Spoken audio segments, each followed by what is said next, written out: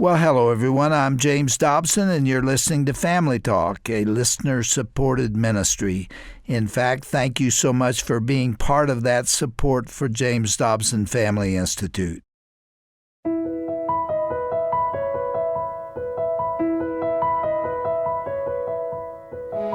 Instilling godly character in our children is our chief responsibility as parents. Hello, everyone, and welcome to Family Talk with your host, psychologist and best-selling author, Dr. James Dobson. I'm Roger Marsh, and today you will hear a rebroadcast of a classic interview Dr. Dobson did with education expert and nationally syndicated columnist John Rosemond about his book, A Family of Value. On the first installment of their interview, the two will discuss how to teach your kids respect and how to base your parenting techniques on scriptural principles and not on culture. Here now is part one of the 3 R's of parenting, building character in our kids, on Dr. James Dobson's Family Talk.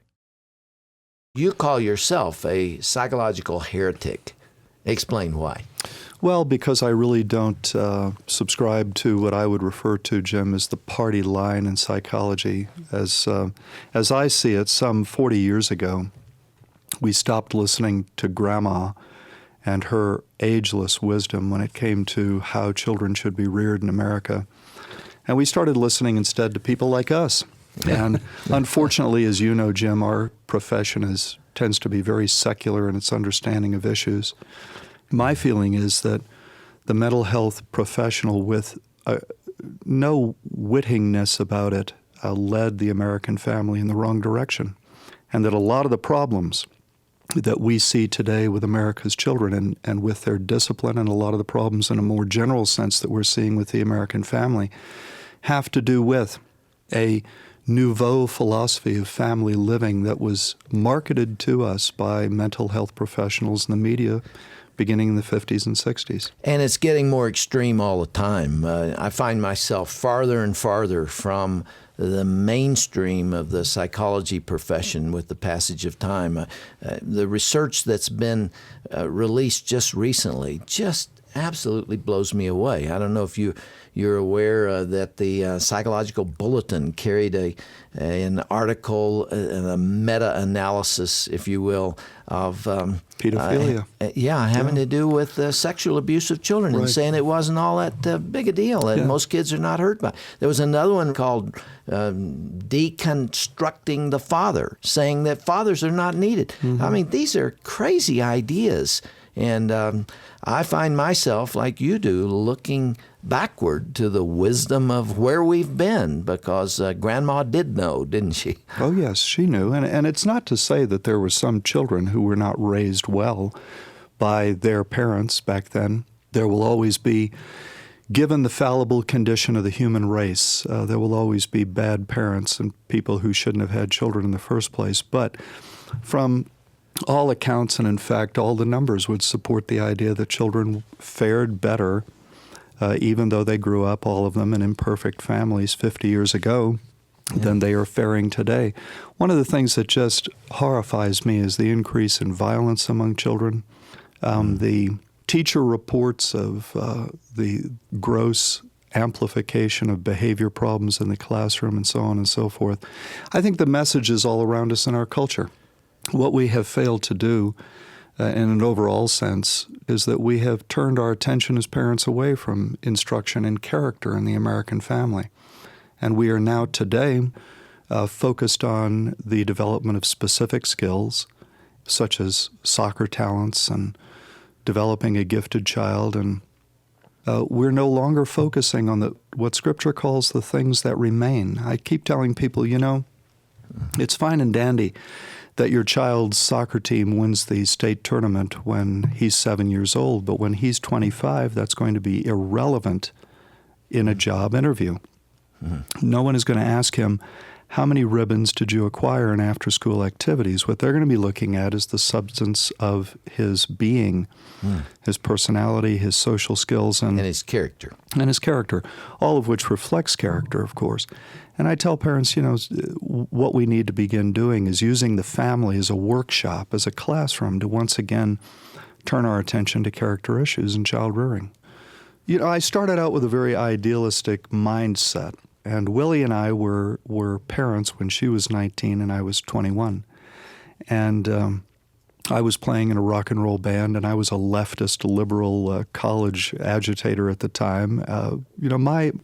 My story is one of a lot of bumps in the road and a lot of curves in the road. And I finally realized, Willie and I both came to the same epiphany, I would say, when Eric was 9 years old, that despite our best intentions, we were not growing the children that we wanted to grow and the children that we were responsible for growing to the Lord. So we examined ourselves at that point in time and realized that, what we were doing was we were following a psychological prescription for child rearing instead of a scriptural prescription. And it took us, it was not an overnight process by any means, as you can well imagine, but it was at that point that Willie and I made the decisions that caused us to begin aligning our family and reconciling our family to Scripture. And some of the things that you are writing today, including this book, A Family of Value, comes out of that understanding. And let's talk about three of them. You kind of organize the major portion of this book around 3 R's. You put heavy emphasis on respect. Explain it. Well, I think it all begins there. I think it is scriptural, an accurate interpretation of Scripture to say that you don't develop respect, true, legitimate, authentic respect for yourself until you have given respect away in adequate amounts to your fellow human being. And what I see and what teachers tell me around the country whom I talk to, and I talk to a lot of teachers. I specifically seek out in my travels teachers who've been teaching for 30, 40 years. I just found a woman in Florida teaching in a parochial school where they don't mandate retirement who's been teaching for 55. But I ask these people, what have you seen in children? What general observations can you make then versus now? And one of the common things that's always referred to is that today's child has less respect for adult authority. And in my estimation, this speaks to not bad parenting, but it speaks to parents that are probably working very hard in most cases to do the right thing, but their energies are misplaced. One of the things that I emphasize time and time again with parents is you can work very hard, but put your energies in a counterproductive direction and not get a very good outcome. You can put a minimal amount, a conservative amount of parenting energy in the right direction and come out with a fantastic outcome. And I think today's parents, again, it's not a matter of not wanting to do a good job. It's a matter of they've been so propagandized by these psychological, professional messages that really when it comes to teaching something as basic as respect, they just don't understand the fundamentals and how to do it. Let's talk about them. Okay. We're talking to many parents out there who are concerned about that. Their children don't show respect for them or for their teachers or for other forms of authority in the culture. Where do they start? What do they look for? How do you build that cornerstone? I think the cornerstone is an intact family with a father and a mother who put their marriage first, who are husband and wife before they are mother and father.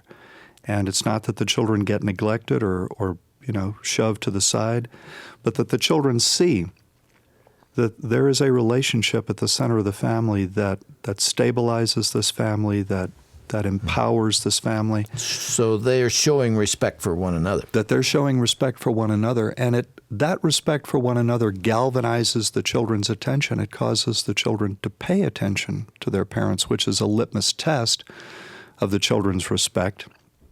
And then from there, at a more practical level, I think the next thing that parents have to do is to teach good manners. Such basic things as please and thank you and you're welcome and yes ma'am and no ma'am. What would you do or recommend that a parent do when a child 7 years of age looks up at mom or dad and said, "You shut up, I will not do it," and is very sassy and disrespectful to the parent?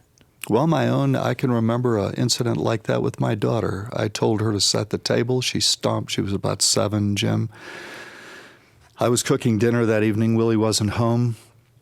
Amy comes behind me in the kitchen, and I said, Amy, I need you to set the table this evening. She stomped her foot. She said, I'm not going to do it. You always tell me to do everything. You never tell Eric to do anything. And she just went on. And at some point, I became deaf to her words, and all I could hear was this totally disrespectful tone. And I put down whatever I was doing, and I turned around very calmly, walked over to her, turned her to the side, whacked her twice on her shock absorber, and the place specifically that's right, designed, right? Designed, and turned her back around and said, "Now you listen to me, young lady. Number one, you don't have permission to talk to me or any other adult in that fashion. Number two, when an adult, whether in this home or somebody I've identified as an authority figure, tells you to do something, you do it. Number three, you will set the table, and then you'll go to your room and remain there until dinner time. You can join us for dinner. As long as you're well behaved, you can stay with us at the table, and then after dinner, you're going to bed." I have to tell you, my daughter's now 27 years old. She's married. She's a delightful individual. She's a good friend. She turned my place setting 90 degrees before she went to her room. She had to get the last word. But she did it. And that's sort of the approach that I would recommend. I mean, it would vary from situation to situation, but that's generally speaking the approach. You have taken a lot of heat for recommending spanking under certain circumstances, and so have I. And I'd like to hear you defend that position. There aren't very many of us left who will do so because of the tragedy of child abuse, and people do abuse children, and the implications of a harsh and unloving parent doing that has caused people to back away from what I have felt for 30 years was appropriate under the right circumstances, and you apparently agree. From a scientific point of view, if you look at the research, none of the research that seems to support the contention that spanking has negative behavioral or psychological effects is worth the paper it was written on. It would have been held up, Jim, as you know, in our experimental psychology classes as a prime example of horribly done research. Yet this research is being used to promote a pseudoscientific conclusion to the effect that spanking causes children to become violent later in life or increases that risk, et cetera, et cetera. There's no evidence of that whatsoever. Absolutely none. I was before an audience in fact, Pueblo, Colorado, about 3 years ago, and about 750 people, just 50 miles down the road from where we are now. And this issue was on my mind, and I started talking about it sort of impromptu in front of the audience, and I said, how many of you were spanked as children? And almost everybody raised their hands. And I said, well, now I can't believe that there are this many violent criminal types who were attracted to my talks. And there was this pause, and everybody understood what I was talking about. They just burst out laughing, But the evidence overwhelmingly suggests that children who are horribly abused don't even necessarily become violent. They might become terribly depressed and never act out violently at all. On the other hand, they might become violent. We have to be concerned about that situation. But the evidence also suggests that a mild to moderate spanking administered occasionally on an appropriate disciplinary situation does nothing but increase the power of the parent's message to the child, and therefore increase the likelihood that the child will stop misbehaving in that fashion. And I maintain we have an obligation to children to get them to stop misbehaving. There is a vast difference between the parent who is responding to the child's defiance and uses that technique in a controlled and loving manner, hugs the child afterward, uses it as a teaching tool, is committed to the teeth to the welfare of that child, as opposed to parents who are slapping kids around and wounding them and hurting them, hate them, really, and neglected them. And the people who do research on this put those two camps together. Everybody who uses corporal punishment is all in the same camp. Well, of course you're going to get a difference between those that are lumped together like that and those who don't. And so it is just faulty research. And yet the American Pediatric Association has concluded that that is harmful. And yet many, many pediatricians disagree. But you know, the problem in our society today, Jim, is that we used to live our lives according to two sort of guiding principles. And they were Judeo-Christian tradition and family tradition. We used to revere these two sources of information concerning how to live our lives. And I tell my audiences the problem today is that the average American, and I dare say even many people who profess close attachment to Judeo-Christian values, unfortunately, they live their lives in a secular fashion. They let the media tell them how to live their lives. Mm-hmm. And the media has taken the side, basically, of these politically correct messages concerning spanking and other issues that you and I deal with. And so the American public is understandably convinced you spank a child and this teaches the child to be violent, when there's no evidence of that whatsoever. As a matter of fact, John, I'm sure you've taken heat for this one too. You say that children should be intimidated by their parents. Mm-hmm. Explain that.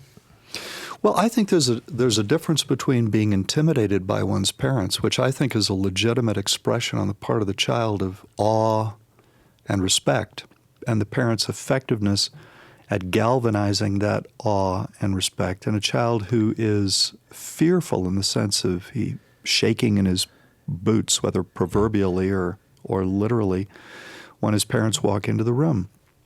Certainly, there are children who fear their parents in that second sense of the term. Those parents are not teachers. The parent, more than anything else, needs to be a teacher. And any good teacher intimidates her students or his students. You can't teach unless to some degree you intimidate. And by that I mean you convince this individual that you know more than he does, that you know the right answers, and that he has a need and a self-interest to look to you for that guidance and those answers. And that's the only way ultimately that the child is ever going to understand the responsibilities that he must assume within his relationship with God. And I tell parents, if you don't provide that model at an age at which the child can't understand the concept of God, then when the child does get to that age, it's going to be very difficult for him to understand that he's not free to rebel against our Father. You call it a benevolent dictatorship. Exactly. Yeah, benevolent dictatorship. With the emphasis on benevolent. Yeah. Why are parents having so much difficulty with establishing authority and respect, John? Why is that so tough for them today? I think they've been deluged by so many messages from the mental health community that they just can't act with a clear sense of purpose anymore and a sense of confidence. The parents that I talk to around the country, in the conversations I have with them, it leads me consistently to believe that today's parents second-guess themselves constantly. They think too much about every single interaction they're about to have with their child. You have said, in fact, that child rearing is really not that difficult. No, it's not that difficult at all. We've made it difficult. Grandma can tell you it wasn't difficult. And people say, well, times have changed. The times are more difficult. And I say, wait a second. My grandparents, when they were alive, told me that child rearing was easy. These people raised children when there was a war and a depression. Now, don't tell me that things were easy. They weren't easy. But these people had a sense of purpose and a clear-headed means of accomplishing that purpose in child rearing. And I think we've lost the clear-headedness of it.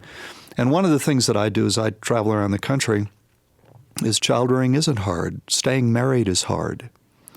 Child rearing is easy. You don't have to negotiate anything with a child. One of the problems, and you illustrated it there, is that the media, the mental health professional community, by and large over the last 30 to 40 years, has led parents to believe that you should conduct the parent-child relationship the same way that you conduct the husband-wife relationship or a relationship between any two adults. They have not acknowledged for 30 years that there is a fundamental difference, qualitative and quantitative, between the parent-child relationship and a relationship that exists between two adults. And one symptom of this idea that, and it's caused adult-child relationships to become leveled in many cases, is this absurd notion that it's possible for a teacher to have a personality conflict with a child. This is driving me crazy lately. I hear people say, my son's third grade teacher is having a personality conflict with him. And of course, what they're referring to is a child who is not obeying his teacher and doesn't like her and goes home and complains about the teacher and the parent, because the parent doesn't hold a traditional, scripturally based view of adult-child relationships, takes the child's position, and comes forth with this absurd statement that the teacher and the child are having a personality conflict. And I usually look at the parent, because I tend to be blunt, gentle but blunt, hopefully gentle but blunt. And I usually say, you know, what I think you're talking about is a teacher that's probably got some very legitimate problems with your child. I think your defensiveness is causing you to be unable to listen to the teacher. And I want to point out to you that there's going to be great damage done to your child's ability to have respect for authority figures if you don't side with that teacher and support her authority. John, you are speaking to 200 audiences per year, traveling back and forth across North America, I'm sure. You find parents are hungry for this traditional understanding. Are they questioning? Are they asking? Are they uneasy with the responsibility of raising kids? Oh, they're terribly uneasy. They're terribly insecure. One of the things I say at the outset of many of my talks is that I'm aware who I'm talking to. I'm talking to, through none of their own fault or failing, the most neurotic, anxious, guilty generation of parents to ever inhabit this culture. And, of course, that draws a great laugh, but I sense that the laugh is a sigh of relief, that, oh, we're in the right place, you know. This guy is going to help us get rid of all that. And that's really what I try to do by, just as you said earlier, talking common sense and reminding them that Judeo-Christian scripture, it's all right there. Well, you have a lot of that common sense in your book, A Family of Value, a straight talk on strengthening the American family and rearing successful, happy children from America's most widely read parenting authority, John Rosemond. It's been good to have you here, John, and there's a lot more to talk about. We began by saying that you've built this book around 3 R's, and we talked about the first one of respect. Will you be with us next time, and we'll pick up with the other 2? Absolutely. Let's do it.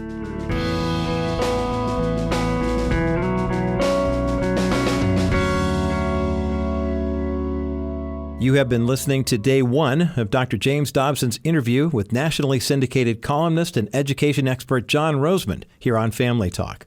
If you enjoyed what John Rosemond had to say and would like a copy of his book, A Family of Value, go to our broadcast page at drjamesdobson.org.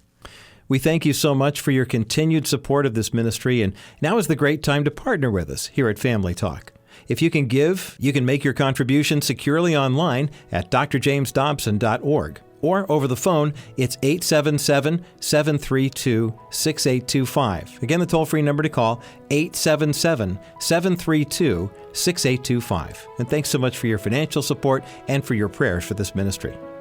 I'm Roger Marsh. Thanks so much for listening today. Be sure to join us again tomorrow for the conclusion of our interview with John Rosemond and the discussion on teaching your kids responsibility and resourcefulness. That's next time on Dr. James Dobson's Family Talk.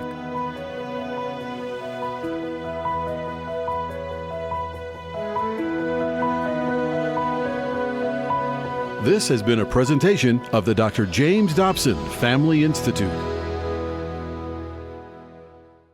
You know, there are those who believe so strongly in the value of positive thinking that they see nothing to be gained from that which is negative. Well, I respectfully disagree. It's the balance between the positive and the negative that provides the benefit. Let me illustrate. If you place the cable on the positive pole of a car battery, nothing happens. You can put it in your mouth, there'll be no danger. Then take that cable off the positive and put it on the negative pole. There's still no electricity. But what happens when you hook up both the positive and the negative poles? It'll curl your hair if you have any left. Understanding the interaction between these two forces is especially useful to the task of raising children. There's a time for affirmation and closeness and tenderness and love. That's what nourishes the spirits of our kids. But there's also a time for correction and discipline and maybe even occasional punishment. Moms and dads who try to be eternally positive, ignoring irresponsibility or defiance or selfishness in their children, will deprive those boys and girls of the benefits of correction. But those who are oppressive and accusatory can also create serious behavioral problems. So what's our goal as parents? It's to balance the positive and the negative, making sure that the cable is hooked to both poles of the battery. That's where the power is found. Hear more at drjamesdobson.org.